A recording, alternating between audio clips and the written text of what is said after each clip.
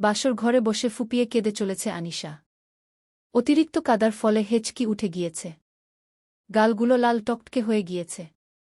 চোখগুলো ফুলে গিয়েছে। বন্ধুরা, চ্যানেল এর নতুন হলে সাবস্ক্রাইব করে দেন। ধন্যবাদ। শেষ পর্যন্ত দেখে অনেক মজা পাবেন। কি দোষে করেছিলাম আমি? যাকে ভালোবাসি সেই আমাকে সব থেকে ঘৃণা করে। ভাগ্যটা এতটাই খারাপ কেন আমার গু? দরজা খোলার শব্দে নড়েচড়ে বসল আনিশা। আলভি এসেই আনিশাকে বিছানা থেকে নিচে নামাল। এই তোর কি লজ্জা নেই? তোকে আমি ভালোবাসি না বুঝেছিস, তাও কেন আমাকে বিয়ে করলি? নিজের বেস্ট ফ্রেন্ডের এত বড় ক্ষতি করলি কিভাবে গু? আলভি আনিশার বাহু শক্ত করে চেপে ধরে আছে। ব্যথায় ফুপিয়ে উঠছি। ছাড়ানোর চেষ্টা করতে লাগল সে। আনিশা কাপা কাপা কণ্ঠে বললাম, আমি কি করতাম বলু? নো রাতো মায় আপনার সাথে রো করে ইয়ে দিল। মার কোনো শখ ছিল না নাকে ইয়ে করার। তুমি জানতে না আমি তোমারই বেস্ট ফ্রেন্ড ফারিহাকে ভালোবাসি। তোমার তো লজ্জা থাকা উচিত যে নিজের বেস্ট ফ্রেন্ডের হবু বরকে বিয়ে করেছ। আলভির কথায় ফারিহার কথা মাথায় আসলো আনিশার। মেয়েটা তো প্রচণ্ড ভালোবাসে আলভিকে। আলভি নিজের চুল টেনে ফ্লোরে বসে পড়ল। আনিশা দেয়ালে পিঠ ঠেকিয়ে দাঁড়িয়ে আছি। কি করব আমি এখন? একদিকে নিজের ভালোবাসা, আরেকদিকে নিজের বেস্ট ফ্রেন্ড। কি করব এখন আমি? হ্যাঁ, আমার সামনে বসে থাকা লোকটাকে ভালোবাসি, আমি প্রচণ্ড ভালোবাসি। কিন্তু আমার ভাগ্য এতটাই খারাপ যে সে ভালোবাসে আমারই বেস্ট ফ্রেন্ডকে। ফারিহার কলে আনিশার ঘোর কাটল। কাপা কাপা হাতে কল রিসিভ করতেই অপাশ থেকে ফুপিয়ে কাদার আওয়াজ পেল। মেয়েটা হেঁচকি উঠে গিছে। মেয়েটা কাঁদতে কাঁদতে বলল, আনি কি ইয়ে গে লো বল না, তুই তো যা নিস, আমি লবিকে কত লোবাসি। আনিশাও কেঁদে চলেছে এপাশ থেকে। ও কাদার জন্য কথাও বলতে পারছে না। আনিশা কাপা কাপা কণ্ঠে বললাম, তুই বিশ্বাস কর, আমি কি ছুঁই যা নতাম না। ওরা মাকে রো করে ইয়ে দিয়ে দিয়েছে লবির সাথে গু। মেয়েটা কান্না থামানোর বৃথা চেষ্টা করে বলল, আমি তোকে নিজের থেকেও বিশ্বাস করি আনি গিয়ে। আলভি আনিশার হাত থেকে ফোন কেড়ে নিয়ে বলল, ফারুপাখি, তুমি আমায় বিশ্বাস করো তো? এই মেয়েটা আমাকে ইচ্ছে করে বিয়ে করছে।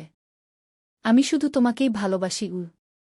ফারিহা শক্ত কণ্ঠে বলল, দেখুন, আমি এখন আপনার কিছুই না, আর আনিশা এখন আপনার ওয়াইফ, সো ওর সাথে মানিয়ে নেওয়ার চেষ্টা করবেন। আমার আনিকে কষ্ট দিলে আমি কতটা ভয়ঙ্কর হতে পারি তা আপনি খুব ভালো করেই জানেন গু। ফারুপাখি, তুমি বোঝার চেষ্টা করো না, আমি ওই মেয়েকে ভালোবাসি না, শুধু তোমাকে বাসি। আর এই মেয়েটা একটা ইমান তোমার সাথে বেইমানি করেছে। ও ইচ্ছা করলে নাও বলতে পারত। তাহলে তো আপনিও বেইমানুমি আলভি শাহরিয়ার। আপনিও ইচ্ছা করলে বিয়েটা আটকাতে পারতেন। ওরা আমায় জোরও করছিল, তুমি বুঝতেছ না কেন? ফারিহা ঝাঝালো কণ্ঠে বলল, নিজের দিকটা বুঝতে পারছেন আর আনির দিকটা বুঝতেছেন না। ওকেও জোর করা হয়েছিল। আর আজকে থেকে ভুলে যান ফারিহা নামের কাউকে ভালোবাসতেন আপনি। আর আনিকে কষ্ট দেওয়ার কথা মাথায়ও আনবেন না গিয়ে। এবার আলভিও চিল্লিয়ে বলল, সেই তখন থেকে আনি আনি করছো নিজের আর আমার কথাটা তো ভেবে দেখবে নাকি? এই মেয়েটার মাঝে কি পেয়েছ যে সারাদিন আনি আনি করো? আর আমার ভালোবাসার কি কোনো মূল্য নেই নাকি? যখন যাকে বলবে তাকে দিয়ে দেব, এনাফ, অনেক হয়েছে। আনিকে অনেক ভালোবাসো না? এবার সেই আনিকেই কি করি আমি তাই দেখো। কথাগুলো বলেই আলভি ফোন কেটে দিয়ে আনিশার দিকে তাকাল। আনিশা নির্বাক চোখে তাকিয়ে আছে। এমনভাবে বসে আছে যেন একটা পুতুল। আলভির চোখ দিয়ে আগুন ঝরছে। হয়তো ভালোবাসার মানুষের থেকে এমন কোনো কথা আশা করেনি। আলভি এসে আনিশাকে টেনে দাঁড় করাল। তারপর নিয়ে বেলকনিতে ছুঁড়ে মারল। দেওয়ালের সাথে লেগে হাত কেটে গেল, কিন্তু এখন আনিশার নিজেকে অনুভূতি শূন্য লাগছে, তাই ব্যথা টের পাচ্ছে না। আলভি ওকে রেখেই গেট দিয়ে দিল বেলকনির। ঠান্ডায় হাত পা জমে যাচ্ছে, তবুও আলভিকে খুলতে বলছে না। গুটিসুটি মেরে এক কোনায় বসে থাকল ও। ফারিহা হ্যালো হ্যালো বলতেছিল, কিন্তু দেখে আলভি ফোন কেটে দিয়েছে। আবারও ফোন দিল, কিন্তু ফোন বন্ধ বলছে। ফারিহার আনিশার জন্য অনেক চিন্তা হতে লাগল। ফারিহা হাসল, চোখে পানি, কিন্তু তাও হাসছে মেয়েটা। হাসতে হাসতে বলল, ভালো থাকুক আমার ভালোবাসা আর আমার আনি। ফারিহা হুট করে কাঁদতে লাগল। কাঁদতে কাঁদতে বলল, কেন আল্লাহ, তুমি আমাদের 3টা জীবন নষ্ট করলে? আমি তো খুব ভালোবাসি আলভিকে, তাহলে কেন ওকে আমায় দিলে না? আমার যে খুব কষ্ট হচ্ছে। মনে হচ্ছে বুকের বা পাশে কেউ ছুরি দিয়ে আঘাত করছে। আমি সহ্য করতে পারছি না আল্লাহ, আমার আনিটারও কপাল খারাপ, মেয়েটা যার কাছে গিয়ে পড়ল সে তো ওকে ভালোবাসে না, বরং জীবন্ত লাশ বানিয়ে দিবে।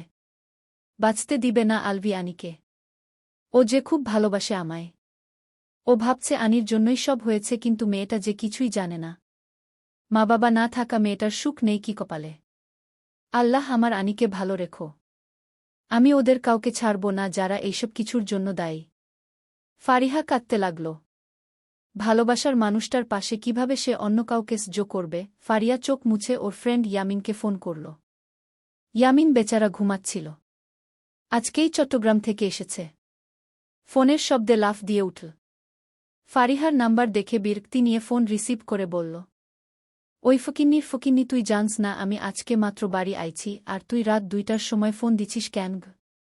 ফারিহা কিছুটা জোরে বলল, সাট আপ ইয়ামিন। ইয়ামিন এবার সিরিয়াস হল। ফারিহার গলা শুনেই বুঝতে পেরেছে কিছু একটা হয়েছে। ও সিরিয়াসলি বলল, কি হয়েছে ফারিহা গি? ফারিহার এখন একজন মানুষের খুব প্রয়োজন ছিল। ও কেঁদে দিল। ইয়ামিন অস্থির হয়ে বলল, কি হয়েছে ফারিহা, বল আমায়। ফারিহা ফুপিয়ে বলল, তুই একটু আসবি ইয়ামিন? তুই কাঁদিস না ফারু, আমি আসছি, দাঁড়া। ফোন না কেটেই শার্ট পরে বাইক নিয়ে রওনা হল ফারিহাদের বাসার উদ্দেশ্য। বাসার সামনে এসে বাইক থামিয়ে দৌড়ে দরজার সামনে এসে কলিংবেল দিতে লাগল। ফারিহাদের বাসার কাজের মেয়ে রিহা এসে দরজা খুল।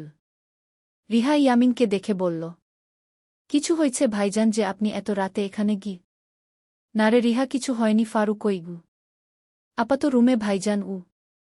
মামা মামি কইগু? উনারা তো ঘুমায়। আচ্ছা তুই যা, আমি ফারুর কাছে যাচ্ছি গু।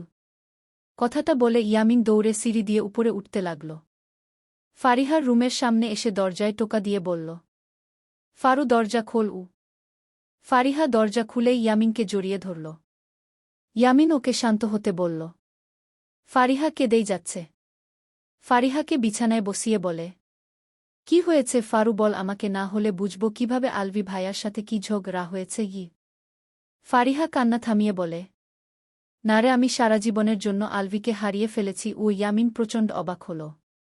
যাদের ঝগড়াই হতো না তারা আলাদা। ইয়ামিন বলল, কি হয়েছে ফারু, বলবি তো? আনি আর আলভির বিয়ে হয়েছে। ইয়ামিন প্রচণ্ড আকারে অবাক হল। ও চিল্লিয়েই বলে ফেল, কি আনির সাথে কিভাবে বিয়ে হলো? আমি জানি না, কিছু জানি না। কি কথাটা বলেই ফারিহা ইয়ামিনকে রুমের বাইরে এনে দরজা লাগিয়ে দিল। ইয়ামিন ভাবতে লাগল কিভাবে সম্ভব আলভি ভাইয়া আর আনিশা। আসলে আনিশা, ফারিহা, ইয়ামিন তিনজন বেস্ট ফ্রেন্ড। ইয়ামিন আবার ফারিহার ফুফাতো ভাই। ইয়ামিনের কোনো বোন নেই, তাই ও আনিশা আর ফারিহাকে নিজের বোনের মতো ভালোবাসে।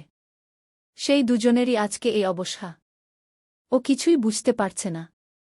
ঘুমও আসছে প্রচুর, তাই ফারিহাদের বাসায় ওর বরাদ্দ রুমে গিয়ে শুয়ে পড়ল।